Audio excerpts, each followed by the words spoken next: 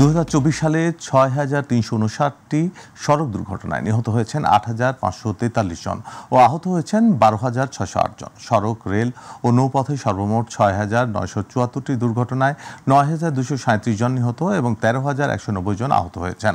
সকালে ঢাকা রিপোর্টার্স ইউনিটির সাগর রুনি মিলনায়তনে বাংলাদেশ যাত্রী কল্যাণ সমিতি আয়োজিত 2024 সালের সড়ক দুর্ঘটনার প্রতিবেদন প্রকাশ শীর্ষক সংবাদ সম্মেলনে এসব তথ্য জানান সমিতির মহাসচিব মোজাম্মেল হক চৌধুরী। প্রতিবেদনে আরও বলা হয়, গত 10 বছরে নতুন করে 60 লাখ ব্যাটারি চালিত রিকশা রাস্তায় নামার পাশাপাশি ছোট যানবাহন অবাধে বৃদ্ধি ও এসব যানবাহন সরকারের নিষেধাজ্ঞা অমান্য করে সড়ক মহাসড়কে অবাধে চলাচলের কারণে সড়কে দুর্ঘটনা ও প্রাণহানি ভয়াবহভাবে বাড়ছে।